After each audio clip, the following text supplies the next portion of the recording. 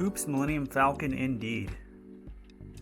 But why do I have this fleet, and why did I make all of these ships? Good day everyone, Brad here with a whole bunch of mock alternate build Millennium Falcons. Now at this point it is no secret that I am a huge fan of turning the Millennium Falcon into just about any ship and turning any Lego set into Millennium Falcons. I kind of wanted to do this video just to explain the process behind building these, what I look for in a set, and maybe what I'll make in the future. So let's talk about these weird Millennium Falcons. And here is the wacky Falcon lineup. Now this actually all started back with this one right here, the Millennium Flamingo I called it. I saw the Wild Animals Flamingo set and I really wanted to make something cool with it. I had no idea though, I like the colors, and Millennium Falcon came to mind. I seen it was kind of a joke, a running gag, anything can be a Millennium Falcon, so I thought I'd give it a go. And this was the result.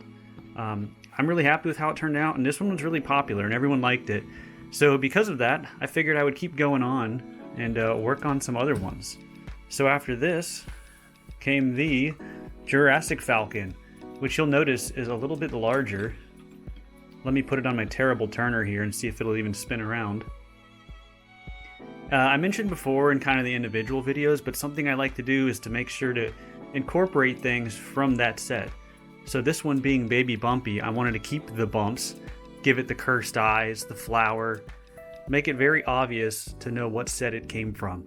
I think it's a lot more fun that way, while keeping it detailed to the Millennium Falcon. So this one, after I made that, as I'm breaking it, touching it, I did the Millennium Simba. Everybody loves this one. This one, honestly, I wanted to make it as cursed as I possibly could. I wanted you to look at it and think, this isn't right, this is crazy. And that's kind of what I did here with the design. I'm kind of keeping a constant thing here with the eyes up at the front, starting with the Millennium Flamingo. And you'll see Bumpy, he's got eyes too. So if it has eyes, I will probably put them in that location. You can see I've got like the little snail detail, the ears on the side, kind of a paw for the cockpit. So that is the Millennium Simba. Now after that, I saw this dress set, the Cinderella dress set, and you'll see this one is quite huge. This one's almost like the midi-scale Falcon back there in size and scale. I don't even know if I could put it on this thing. Let's see if it works.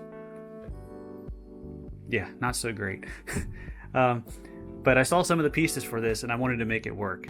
So when it comes to designing these things, I look at a set and I think, I gotta like the colors, I gotta like the pieces, and some of the key components like the cockpit and the sides and the gun and the radar kind of need to make sense.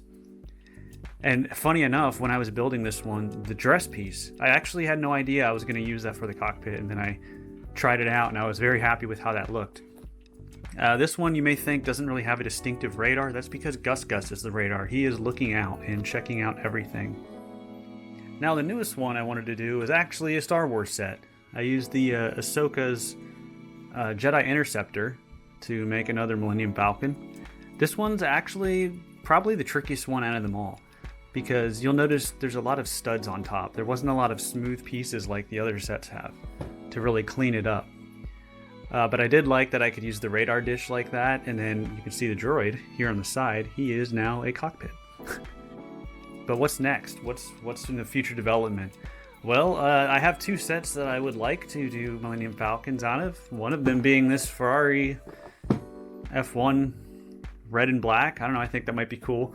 I'm thinking potentially of using the helmet piece as like the cockpit, so I might do that. Another one I've got is here in the bag, the Green Goblin buildable figure. I want to make this into a Millennium Falcon. I don't know how tricky that one would be, but as a free bonus, I actually did this a few days ago. There we go, boom, Millennium Falcon from this, the Millennium Falcon, the little polybag one. And I did not like how this thing looks. It's all these weird studs on top. It's too thick, it's too small. So I made a wider, flatter one. This does use actually every piece in this set except for one, this extra piece here. I will say though, the bottom is quite hollow. But other than that, from the top and sides, I do think it looks a lot better than this one right here. So now the question is, what to do next? I kind of pointed out maybe a F1 car, might try and do something with that, Green Goblin. What do you want to see turned into a Millennium Falcon? I would like to keep doing this. This is very fun, actually. It's a great creative challenge. I like doing alt builds, but doing something like this is really kind of wild and super fun. So let me know what sets you would like to see potentially turned into a Millennium Falcon. Anything within reason, I'm willing to try. So yeah, that is going to do it. I will have instructions available in the description down below to my Rebrickable, which has instructions for all of these if you're interested in making them. So that is going to do it. Thank you all for watching, and I'll see you next time.